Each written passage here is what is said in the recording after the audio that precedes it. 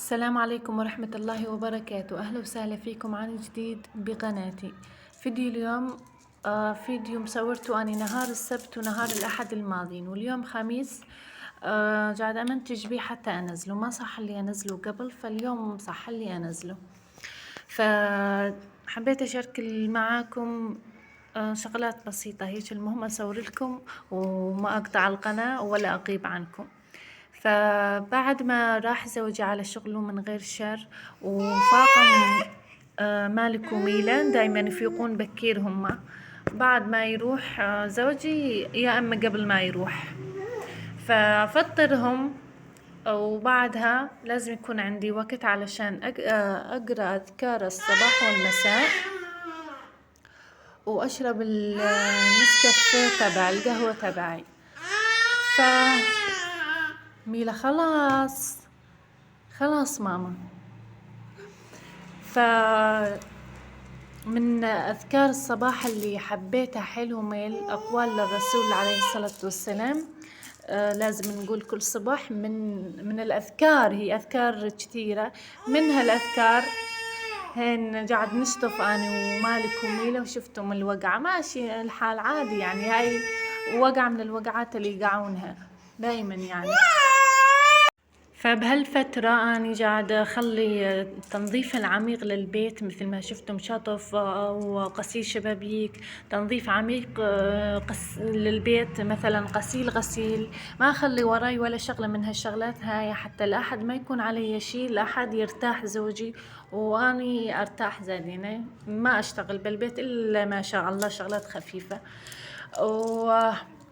والأحد أطبخ طبخة كويسة، دايما أحب إنه لو تكون طبخة أطبخها زاد نهار السبت، علشان نهار الأحد ما يكون عندي شي أبدا، بس زوجي قال لي إنه لا تطبخين الطبخة نهار السبت حتى أقدر أخذ منها زوادة نهار الاثنين على الشغل.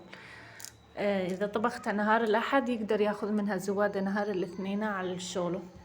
فقلنا معلش ما في مشكلة، تكون طبخة كويسة هيك عليها القيمة، بس إنها بنفس الوقت يكون إنه شغلها سهل، مثلا كبسة، مقلوبة، ملوخية، هيك شي يعني.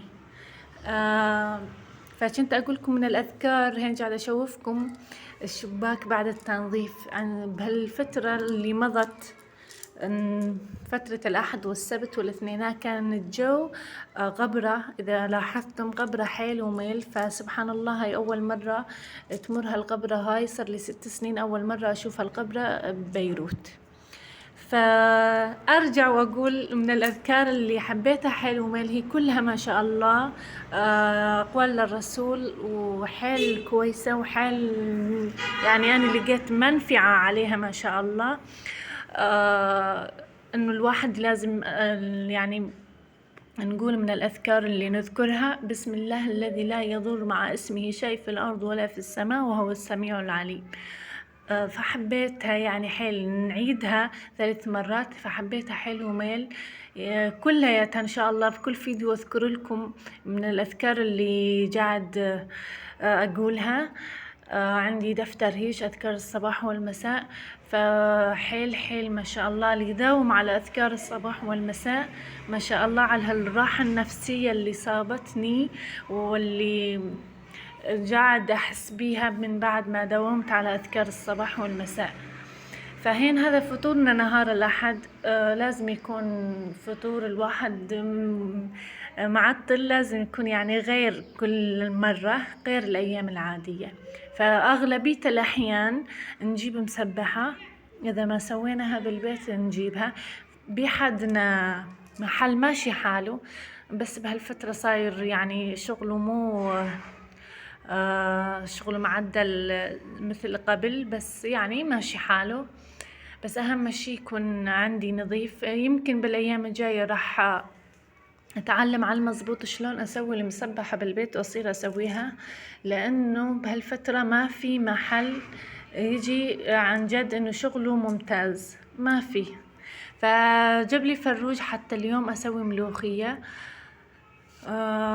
اليوم الأحد التنظيف بداية الفيديو كان يوم السبت، والفطور يوم الأحد، وهاي الطبخة يوم الأحد علشان ياخذ منها بكرة زوادة على شغله. ف جاب لي كيلو فروج. دائما احب انقع الفروج من بعد ما اغسله مرتين ثلاث، احب انقعه بخل ابيض وهذا الحمض اللي شفتوه، شغلة دقيقة، وارجع اغسله النوب مرة، واصير احط عليه هاي البهارات والمنكهات علشان الزنخ، واقلبه شغلة 5 دقايق 10 دقايق من غير ما أضيف المي، وبعدين أضيف المي لحتى يستوي الفروج، وأطبقه مع الملوخية من بعد ما أكون سالقة الملوخية. يعني مرة يعني سويت الملوخية من قبل على القناة. هنا حلقنا مالك وميلة هذا الأحد. زوجي من الناس اللي ما يحب يطلع نهار الأحد، يقول أنا معطل حتى نروح نقضيها برا، يحب يظل بالبيت يرتاح على أساس إنه نهار رياحة بالبيت. فاليوم شعر مالك كان حيل طويل، يصل تحت عيونه، يعني مأذي عيونه، ومالك ما يخلينا نحلقه حلاقة تكون الموديل أو شي هيك عند الحلاق، ما يقعد عند الحلاق. فحلقنا أنا وأبوه بالبيت على الزيرو، وحلقنا ميلا لأنه شعرها هي لساتها صغيرونة، فشعرها ناعم، يعني لساته مو كويس، يعني ناعم حيل، فلازم نحلقها حتى يثخن شعرها ويصير زين. يعني هيك تعلمنا، وما أعرف إنه هالشي صحيح ولا غلط. احجولنا أنتم إذا يكون عندكم بيبي صغير تحلقونه أكثر من مرة ببداية عمره حتى يثخن شعره ويصير زين. مثلا بنية، أهم شي إذا تكون بنية، أما الولد يعني يمت ما حلقناه عادي ما بيأثر.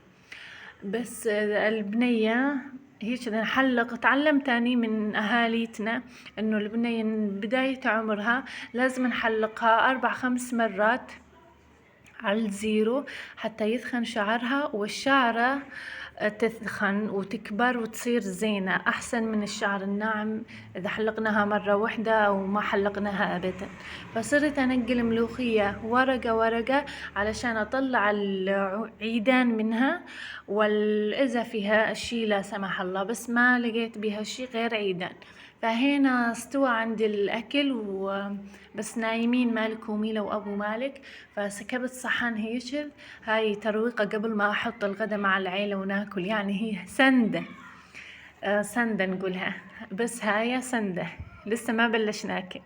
فهذا فيديو اليوم، أشوفكم فيديو جديد، وفي أمان الله.